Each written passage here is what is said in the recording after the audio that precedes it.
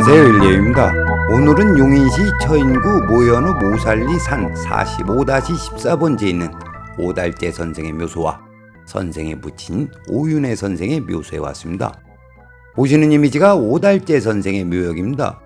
오달재 선생은 29살의 젊은 나이에 홍익한 윤집 선생과 더불어 병자호란 때 청나라와의 화의를 반대하고 결사항전을 주장했으며 인조가 청나라에 항복하자 척화의 주무자로 중국 심양으로 끌려가 참형을 당하였습니다. 오달재 선생은 사막사의 한 사람으로 사후 영의정에 추정되었습니다. 그런데 안내판을 보면 오달재 선생 묘 대낭장비라고 쓰여져 있습니다. 내용을 보면 선생이 처형당한 뒤 시신을 고향에 모셔올 수가 없었습니다. 그래서 어쩔 수 없이 선생이 남기고 간 요대와 주머니로 예장을 치렀습니다. 이러한 예장을 죽은 사람의 혼을 불러들여 지내는 초혼장이라고 합니다. 초혼장의 방법은 지방마다 다른데 밤나무나 너도밤나무에 망자에 태어난 연주와 이름을 적고 그것을 시신으로 삼아 장례를 치르는 방법이 있습니다. 그리고 생전에 입었던 의복이나 신발을 매장하는 의리지장이 있습니다. 그렇다면 이러한 초혼장을 해도 후손에게 영향을 미칠까요? 다시 말씀드리면 시신이 없이 장례를 치르는 초혼장에서 음택발복을 기대할 수 있는가입니다. 사람마다 생각이 다르겠지만 저의 생각을 말씀드리면 초혼장과 풍수지리와는 전혀 관계가 없습니다. 우리 정서에는 혼백사상이 있으며 사람이 죽으면 혼백이 분리되는데 이때 혼은 하늘로 올라가고 백은 땅에 스민다고 합니다. 부연 설명을 하면 향이 불에 타면 연기는 하늘로 올라가고 재는 땅에 떨어지는 것처럼 사람이 죽으면 정신은 하늘로 올라가고 육신은 땅에 묻혀 흙으로 변한다는 것이 혼백사상입니다. 그리고 초혼장을 직역하면 혼을 불러들여 땅에 매장한다는 것인데 그것은 연기처럼 하늘로 올라간 혼을 불러들여 땅에 묻는다는 이야기가 됩니다. 과연 혼을 땅에 묻을 수가 있을까요? 옛말에 이르길 사람이 죽으면 혼기는 하늘로 올라가고 형백은 땅으로 돌아간다. 이때 장사라는 것은 채백을 숨기는 것이다 라고 하였습니다. 즉 채백을 땅에 모시는 것이 장사요, 그것이 바로 풍수질입니다. 그렇기 때문에 채백이 없는 초혼장에서 풍수적 발복을 이야기하는 것은 무리입니다. 물질적 유전자에 의한 동기감옥으로 설명되지 않는 초혼장은 풍수질이라고 할 수 없으며 풍수적 발복 또한 없습니다. 간혹 풍수지리와 무속의 영역을 혼동하는 경우가 있습니다. 다시 말씀드리지만 조상신, 귀신, 영혼 등은 종교의 영역에서 다룰 대상이지 풍수지리하고는 아무 관계가 없습니다. 음택풍수에서는 오로지 조상의 재백을 어디에 모셨으며 그것으로 인해 발생하는 기륭을 연구할 뿐입니다. 그리고 오달재 선생 또한 문중에서 초혼장으로 묘소를 조성하려고 했답니다.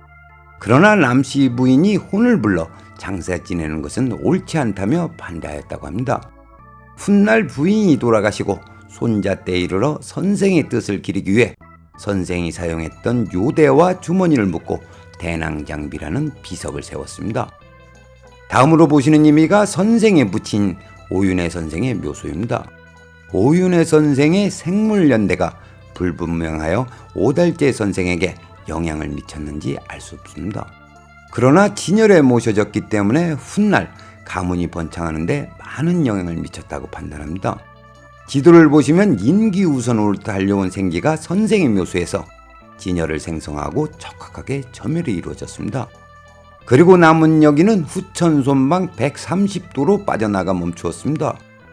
표시한 곳을 보시면 개발되기 이전의 옛날 길을 통해 능선이 어느 방향으로 내려왔는지를 짐작할 수 있습니다. 지금부터는 오윤회 선생의 묘소를 배경으로 오달재 선생에 대한 못다한 이야기를 이어가겠습니다.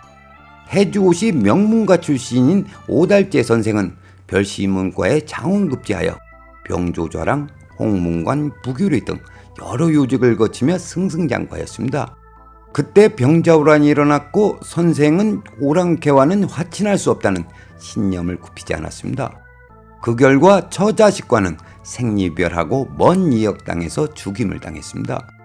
전도 유망했던 선생이 일신의 보신을 위해 임금이 청나라와 화친을 하든 척화를 하든 두 눈 딱 감고 있었으면 사랑하는 처자식과 함께 천수를 누렸을 텐데 자신의 신념을 지키기 위해 모든 것을 포기하고 죽음을 선택하였습니다. 그것도 29살의 젊은 나이에 말입니다. 선생의 신념과 결단은 현재를 사는 우리에게 많은 가르침을 전하고 있습니다. 그럼 오늘의 이야기를 정리하겠습니다.